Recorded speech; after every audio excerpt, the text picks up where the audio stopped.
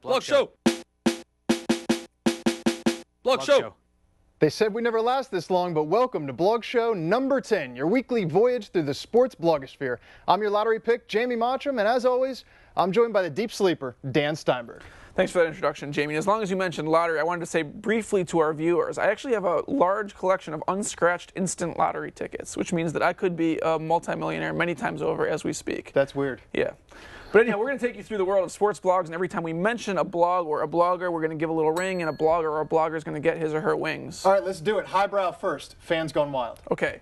Lion in Oil has a Dodgers fan who supposedly is dumping her beer over herself in the 9th inning. Very strange, and it shows you that I guess in the NL West, Barry Bonds is not the only one who's kind of artificially bloated. And if you're not going to drink your beer, I guess that's the next best way to use it. And if you think she's hot, wait till you see this Phillies fan that we caught streaking on Deadspin.com via a bunch of other sites. Yeah, Philadelphia Will Do and the Zozone, and this guy was actually kind of handcuffed, and the Zozone writer points out that there was a security guard who was actually charged with holding the guy's pants over his parts as they were taking him off. You couldn't pay that man enough. Anyways, we are thepostman.com. I think all these kids do is sit around and search YouTube for the great clips so that you don't have to. Right. Well, here's one. There was a brawl at the Jake not so long ago, and a fan took that opportunity to streak out across the field, taking his shirt off in the process before finally submitting to the security. And he did kind of dance around on the grass a little bit before. Got his money's worth. Yeah, and you know, when people talk about ticket prices going up, I always figured that fans were going to lose their shirts eventually. That gets a ding. Thank you very much. Nice one. Thank you very much. Anyhow, I guess this brings to mind another blog this week, the New York Times' Bats blog, and Jack Curry, the writer, was at a Yankees game and actually saw that they were training for how to handle streakers in the future. And, you know, they had fake streakers kind of running around, and one streaker actually reached the Yankees dugout and was yelled at by his security guard who said, "You guys stink." I didn't think that they would actually train them to deal with streakers. I mean, really, they just have to keep the junk away from the players. Well, that's really all they have to do. Yeah, but yeah. Baseball fans going wild have nothing on horse racing fans gone wild. Check out this video that was captured at the Preakness just last weekend.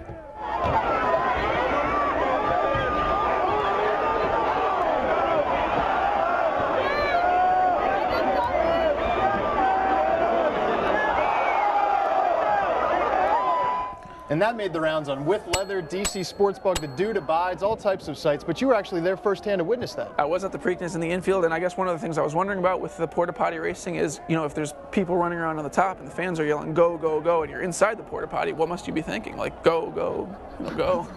Hurry up. Right. Yes, the denizens of the infield at Pimlico, highly civilized. Right. Let's move on to the world of college football, because it is May, after all, a very hot spot on the calendar year for college football fans.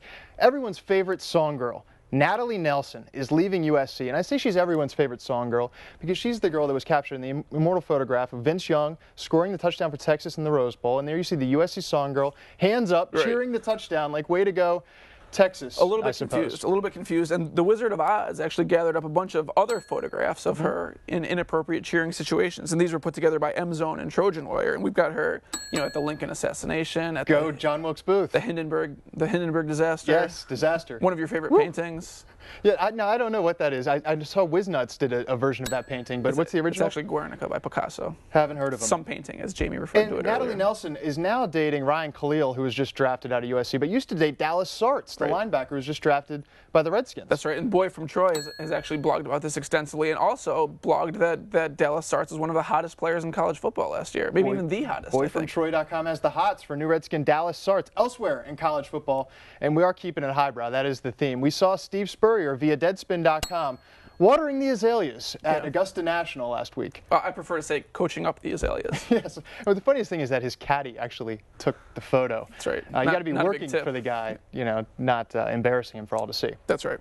All right, let's move from college football to the world of hardball. This is old to us, but maybe new to you out there, sports fans watching Blog Show. It's a Bronson Arroyo commercial for Ford trucks.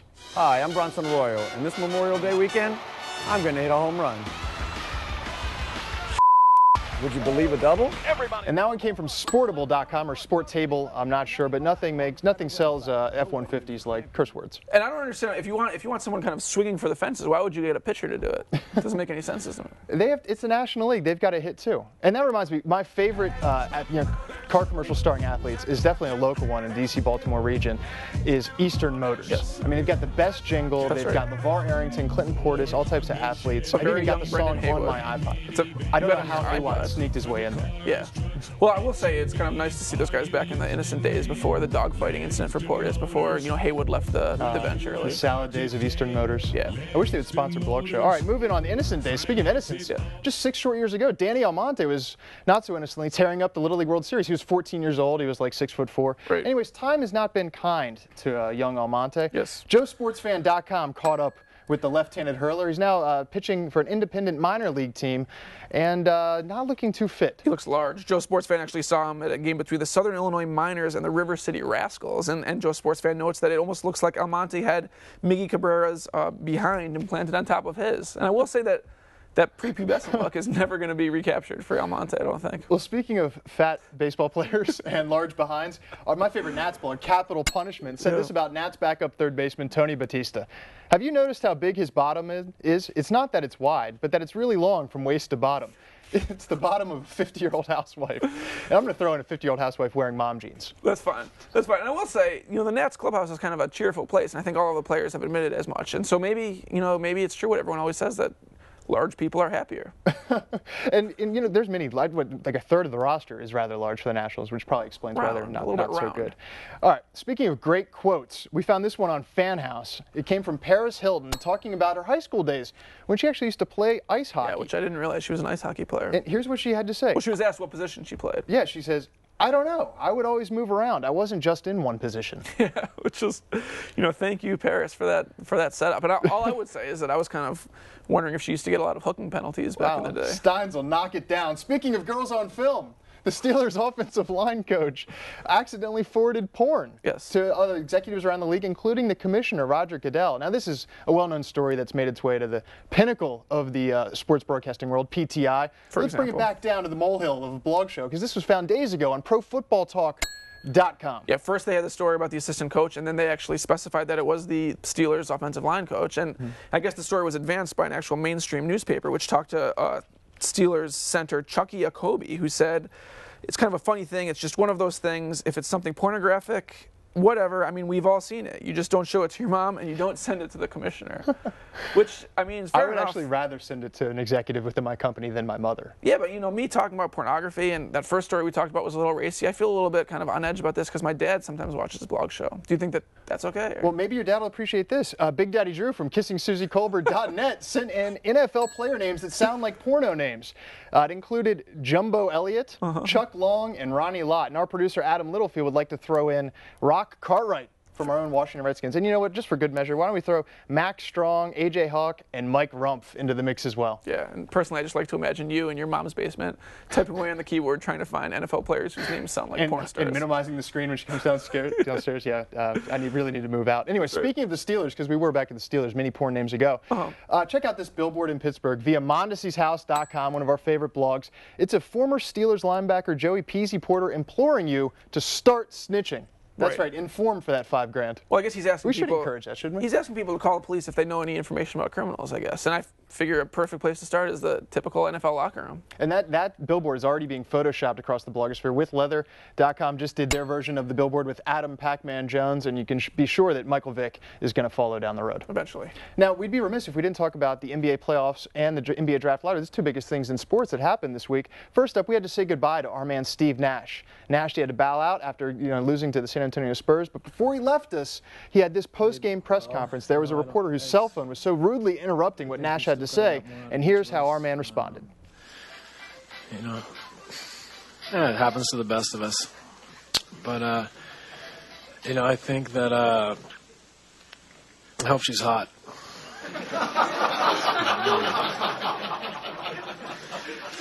And we saw that one via Fan House. Love it. And speaking of humorous NBA playoff characters, Need for Sheet, our favorite Detroit Pistons blog, kind of picking on Cleveland Cavaliers big man Anderson Varejao, who's kind of famous for his flopping, has superimposed his head on this flopping flounder-type fish thing, and then allows you to see a flopping Varejao. Need for Sheet is very talented. She actually did a Sheetastic rendition of me once upon a time, but I don't need to go into my past with Need for Sheet. No, I was just smiling into the camera, waiting for my close-up. Anyways, On the NBA draft tip, you know, the Portland Trailblazers, against all odds, won the lottery, and their fans, some are split. They want Odin, they want Durant, but one fan in particular started the Draft Kevin Durant blog. And it's pretty funny. They've got like pictures of baby elephants next to a younger picture of Durant, asking, you know, which one is cuter. Obviously, Durant's so cute, and imploring Greg Oden to go back to school and get some more education. You know, they really want Durant in Portland. I think a young Greg Oden might have been kind of cute himself. But you can also see Kevin Durant's 2008 Rookie of the Year acceptance speech on the Kevin Durant blog. Oh, really? And I don't think Oden was ever young. He just came out all grizzly, just out of the womb, 7 foot tall. With a beard. All right, well, this is the end of our voyage through the sports blogosphere, but we still have your cheese of the week. Yeah, and usually I try to give you a little-known American artisanal cheese. I'm going to branch off a little bit this week because on my own blog, the DC Sports Blog, I actually talked to one of the representatives with the West Virginia Power, a minor league baseball team, and they're running the cheese promotion on a Monday in July. That'll bring the fans out to the yard? Well, they're trying. It's a salute to cheese. That's what it's called, a salute to cheese. And I asked what this entails, and she said they're going to have every kind of cheese that you imagine. And I asked for some examples, and she gave me string cheese as an example. And so maybe the cheese selection in West Virginia is a little bit more limited, but eat your string cheese this week. Yeah, you can't get any of Dan's previous 9 artisanal cheeses of the week at a grocery store in West Virginia, so you have to settle for the string cheese. Now, we did mention earlier, this is Blog Show number 10. We will be back with Blog Show number 11 next Friday on Comcast Sportsnet at 6 p.m. during Washington Post Live. But also on Memorial Day Monday, we're going to show you the greatest hits from these first 10 shows. I highly doubt any of the clips from this show will be included, but tune in nonetheless. And before you go, check out my YouTube clip of the week, courtesy of Fan House. It is a 1986 Mets music video. Let's go, Mets go. Where there's a Met man, you'll find a Mets fan. Let's go. This is a Mets year for all your Mets here. Let's go. Bring it home. Bring it home. Bring it home. Blog Show wardrobe provided by the Hype Guy and DCSportsFan.com. And of course, you can find all this stuff daily on the DC Sports Blog. That's Dan Steinberg's personal blog on WashingtonPost.com at the URL you see right there. And Jamie Mottram's sports blog is MrIrrelevant.com.